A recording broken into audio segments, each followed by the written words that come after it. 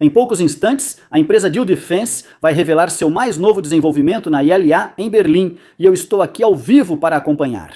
Há poucos dias, recebi um e-mail da Diehl perguntando se eu gostaria de ir à ILA antes da abertura oficial e participar da revelação de um novo sistema.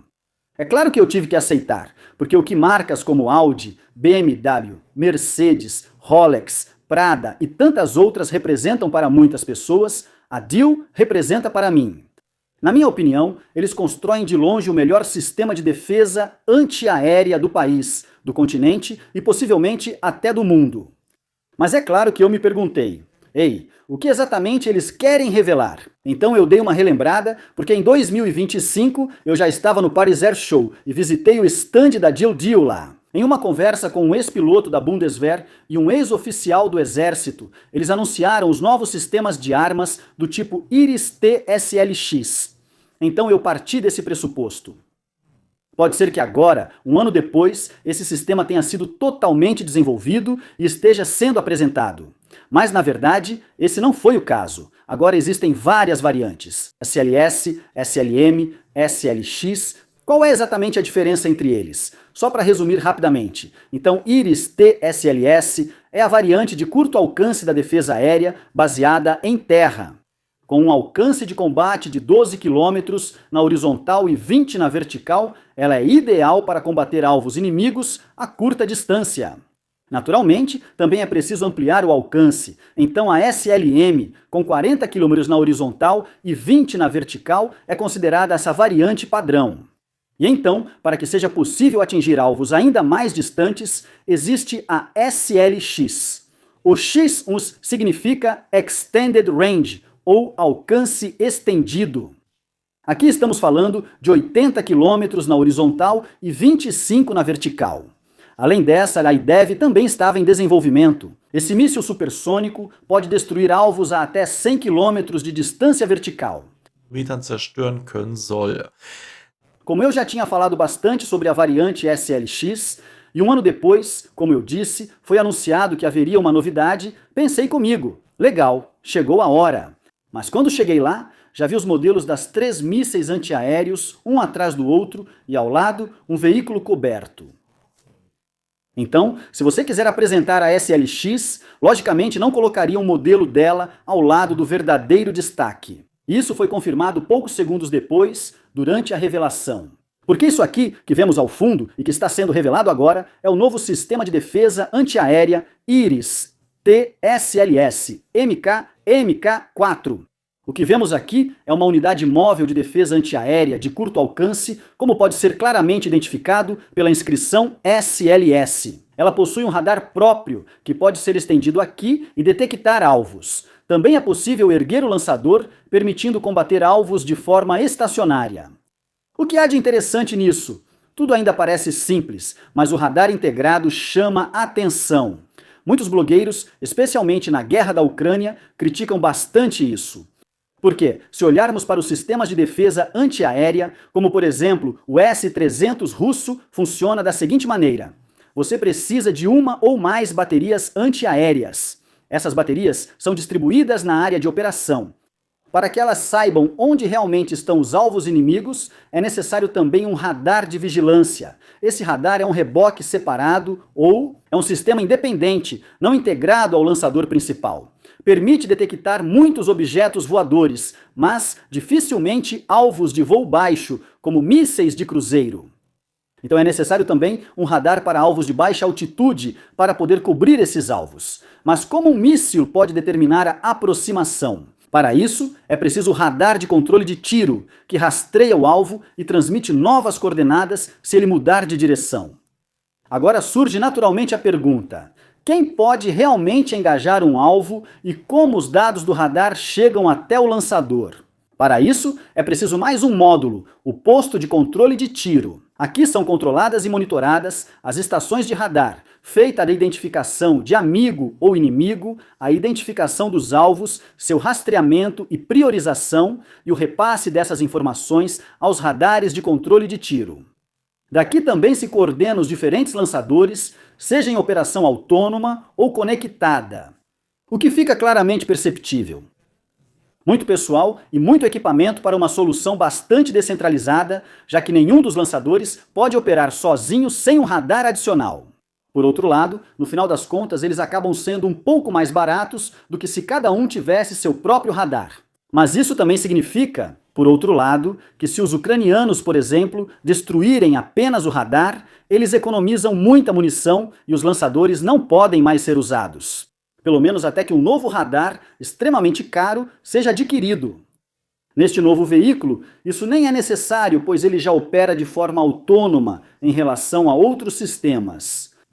Ele possui um radar integrado, uma cabine para a equipe de operação, na qual vamos dar uma olhada mais tarde, e, é claro, também inclui mísseis antiaéreos do tipo SLS, que são necessários para o disparo. Mas essa não é a única vantagem, pois na verdade há outro ponto aqui que diferencia o sistema de todos os outros e também traz um desafio especial, que ele consegue superar aqui. Imagine que você tem um comboio militar que precisa ir de uma cidade para outra. Com as lições da guerra na Ucrânia, sabemos que pequenos drones alcançam até 80 quilômetros e drones de médio alcance até 150 quilômetros, podendo atingir alvos importantes nas rotas logísticas russas. Isso ocorre o ano todo na estrada de abastecimento ao sul, com perdas de 300 veículos por dia, pois os russos ainda não conseguiram proteger adequadamente a via contra drones. Como se protege uma estrada longa contra drones? E qual seria a melhor maneira de fazer isso? Você posiciona sistemas de defesa antiaérea, radares e centros de controle de tiro ao longo da estrada para proteger veículos. Além disso, é necessário defesa contra pequenos drones que ataquem os lançadores. Se um radar falhar, toda a defesa vai por água abaixo e os veículos ficam novamente como alvos fáceis.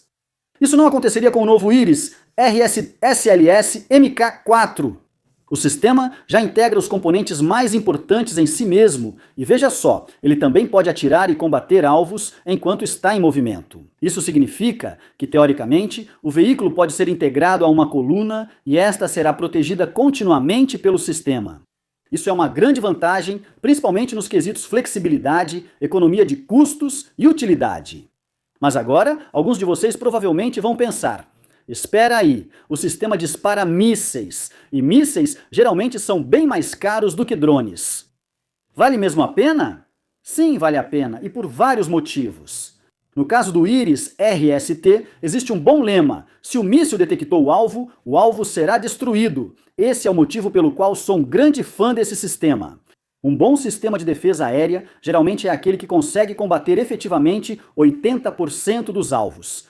No caso do RST, 99,9% dos alvos são combatidos com sucesso, e isso já inclui possíveis erros operacionais da equipe. Isso significa que alvos muito importantes e de alta prioridade, em geral, são sempre interceptados.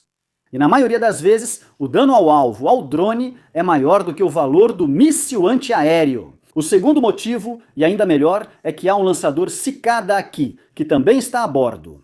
Esse é um sistema anti-drones, no qual um drone voa em um enxame de drones ou próximo a um drone e então detona com uma ogiva de fragmentação. Você pode equipá-los com uma rede que captura um drone importante sem destruí-lo. Isso constitui uma grande parte da defesa contra drones do sistema, então não é nada ruim que tenham pensado também nesse componente. Eu diria que vamos dar uma olhada dentro do veículo. Estou sentado no melhor lugar atrás da cabine do motorista em um terminal simulado.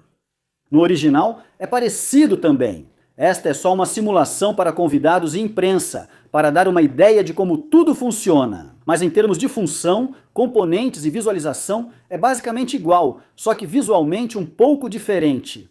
Vemos um mapa de situação, vários drones, uma lista de contatos, bem como a distância e a velocidade desses objetos voadores, status do sistema, uma visão da câmera externa e muito mais. Existem 2 postos de operação, ambos com a mesma configuração e exibindo as mesmas informações. Tudo é controlado por um controle. Com ele, você pode escolher o alvo, navegar no painel de controle e, ao final, engajá-lo. Por que um controle? Bem, ficou claro que geralmente não há muito espaço em um veículo e quando o soldado ainda está carregando muito equipamento, normalmente fica bem desconfortável. E quando você precisa segurar um controle na mão, podendo se recostar de forma mais ou menos confortável, isso em muitas situações, especialmente durante a condução, é muito mais fácil e melhor de lidar do que com um elemento de controle, como por exemplo um painel de controle volumoso. Existe também, como alternativa, o teclado clássico.